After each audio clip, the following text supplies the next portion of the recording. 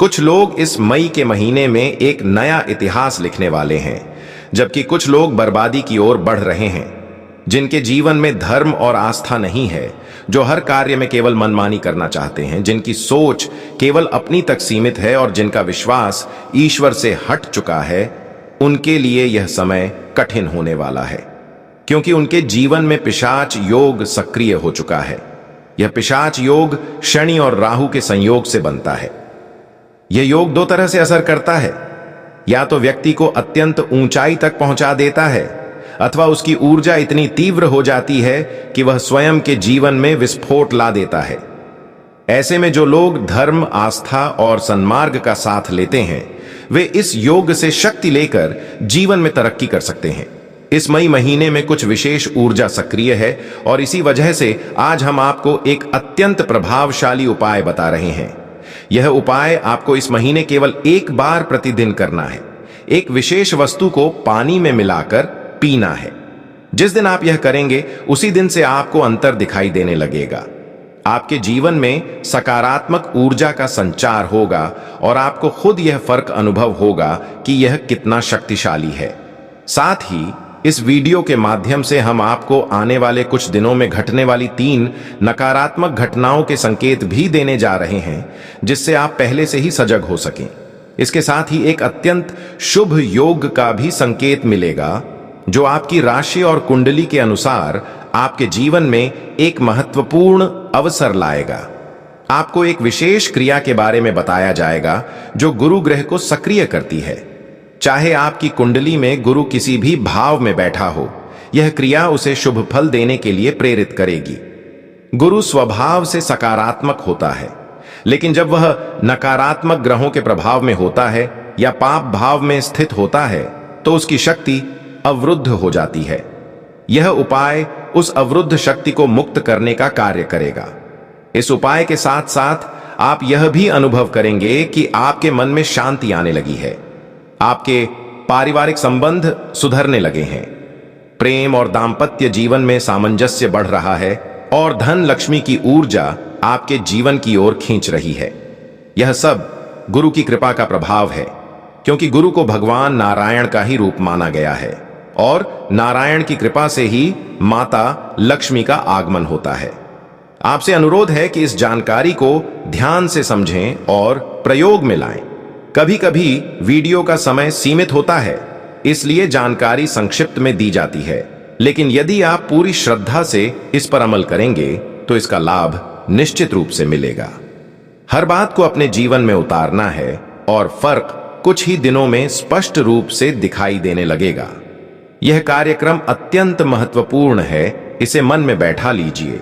तो चलिए आज के इस विशेष कार्यक्रम की शुरुआत करते हैं महामई को स्मरण करते हुए, क्योंकि उनकी कृपा के बिना कोई कार्य शुभ नहीं हो सकता।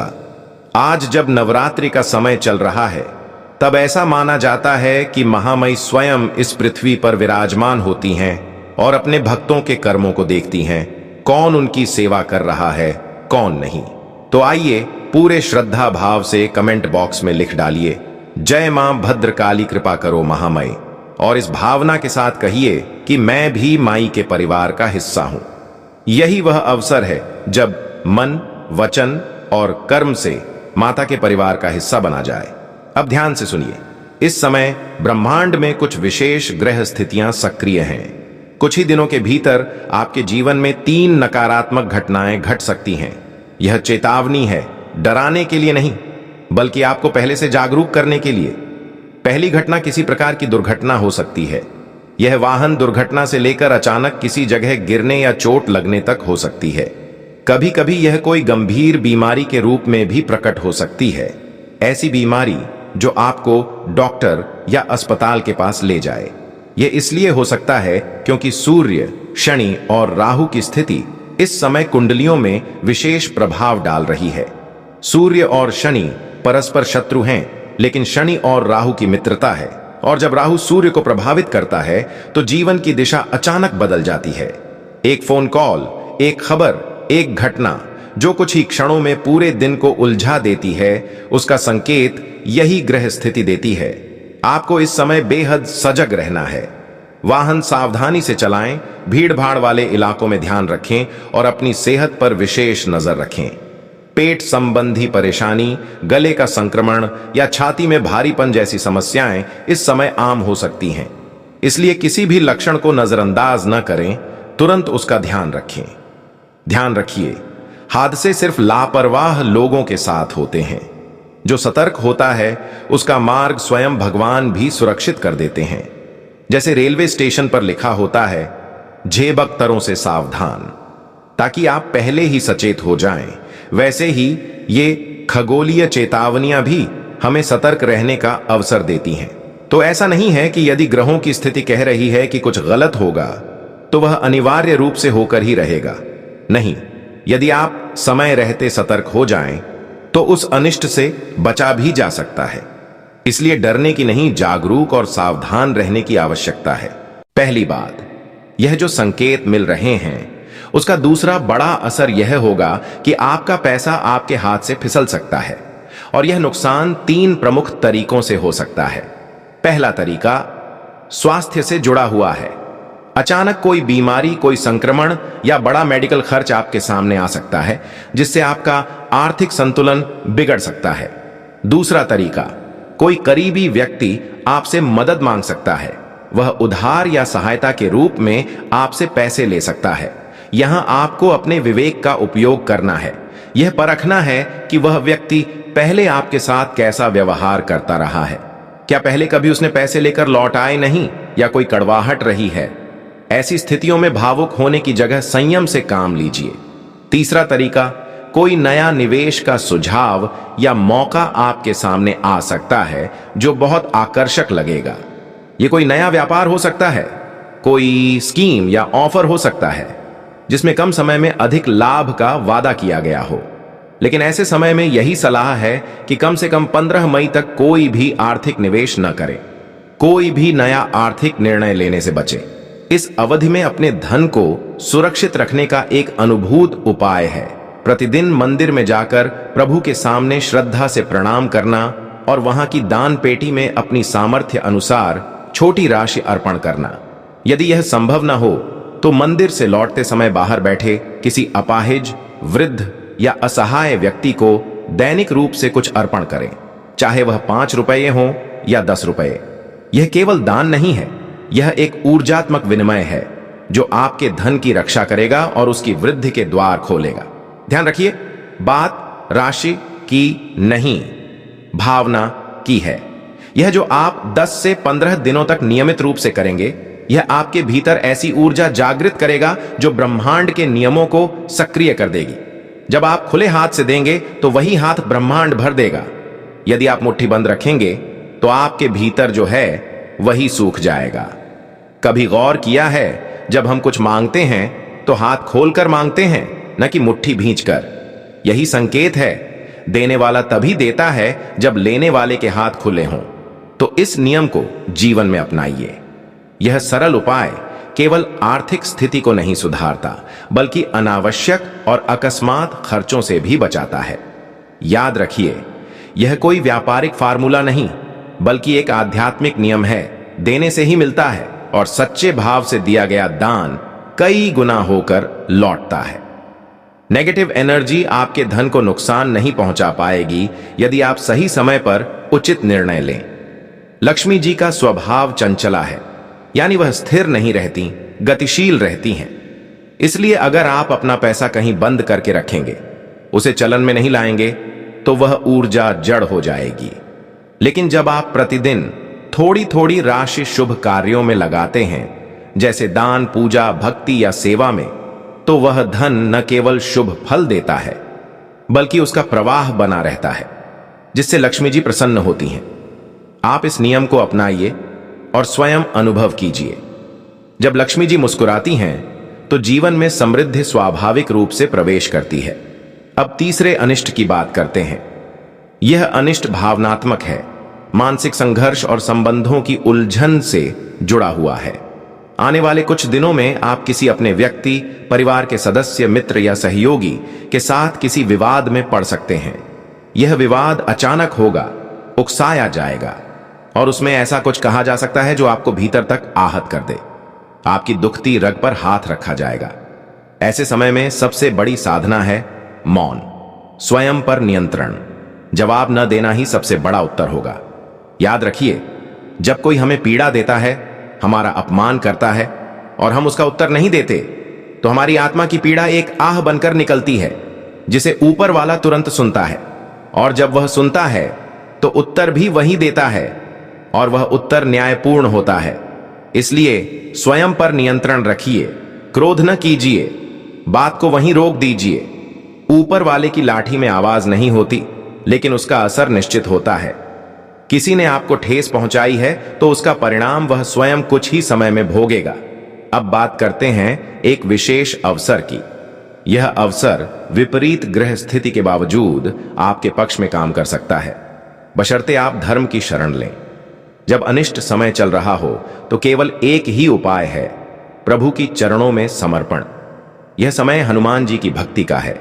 पिशाच योग, राहु और सूर्य की स्थिति जब नकारात्मक प्रभाव दे रही हो तो हनुमान जी का स्मरण सबसे प्रभावी होता है। इसलिए आज से ही और कम से कम 15 मई तक प्रतिदिन हनुमान चालीसा का पाठ कीजिए। हो सके तो हनुमान जी को गुड़ और चने का भोग लगाइए। यह नियम बना लीजिए, जब आप प्रभु के हो जाएंगे तो कोई अनिष्ट शक्ति आपका कुछ नहीं बिगाड़ पाएगी। भगवान श्री कृष्ण ने श्रीमद् भागवत में कहा है, मैं निष्पक्ष हूं, लेकिन जो मेरा हो जाता है उसके लिए मैं पक्षपाती होने में संकोच नहीं करता। तो प्रभु के हो जाइए। अपनी समस्याएं, दुख, शत्रु, बाधाएं सब उनके सामने रख दीजिए, उनसे बात कीजिए। आप देखेंगे कि आपको उत्तर मिलेंगे, समाधान मिलेगा। अब एक महत्वपूर्ण बात, अपनी कुंडली की ओर ध्यान दें। यदि आपके पास जन्म पत्रिका है तो देखिए कि बृहस्पति, गुरु ग्रह, आपकी कुंडली में किस भाव में स्थित है। यदि आपको अपनी जन्म तिथि या समय पता नहीं है, तब भी कुछ ज्योतिषीय पद्धतियों के माध्यम से आपकी संभावित कुंडली निकाली जा सकती है।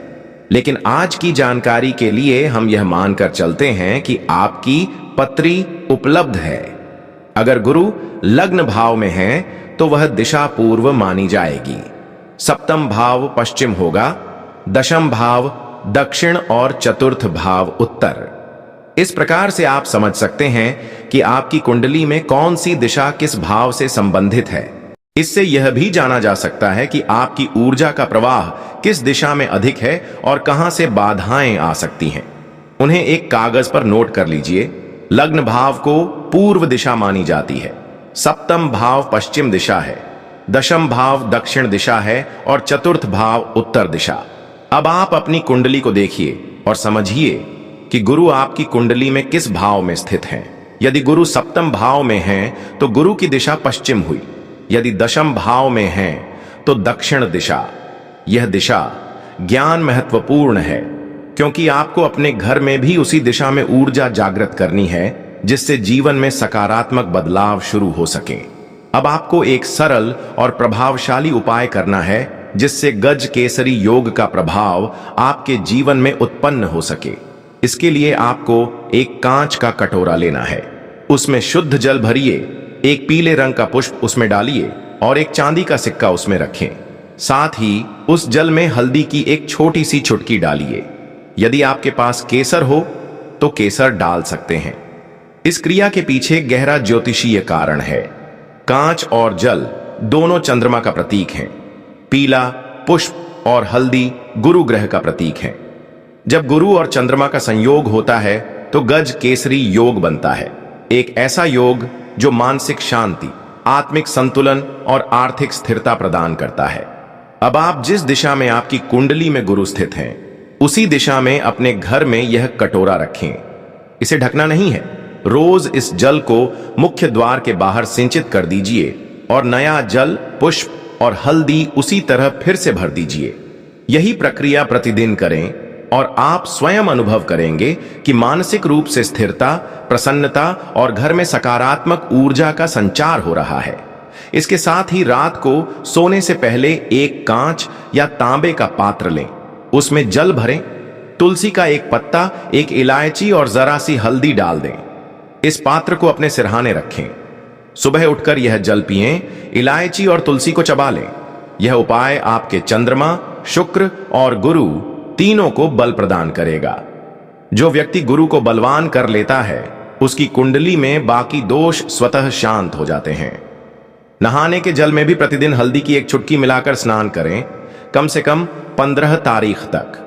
इससे आपके भीतर और आपके चारों ओर एक मजबूत ऊर्जा कवच बनेगा जो सभी प्रकार की नकारात्मकता को आपसे दूर रखेगा। गुरु का महत्व अनंत है। गुरु ही ब्रह्मा, गुरु ही विष्णु और गुरु ही महेश्वर हैं। अगर आपकी कुंडली में गुरु शुभ हो गया तो समझिए कि जीवन की नौका पार लगने लगी है। इन सभी उपायों को श्रद्धा और नियमितता से अपनाइए। यह सब अचूक और आजमाए हुए हैं जिनका लाभ हर वह व्यक्ति पाता है जो इन्हें सच्चे मन से करता है। अब इस कार्यक्रम को यहीं विराम देते हैं। हमेशा मुस्कुराते रहिए, मन में सकारात्मकता बनाए रखिए और महामाई पर आस्था बनाए रखिए, क्योंकि वहीं से सच्चा उद्धार संभव है। प्रेम से बोलिए, जय माई।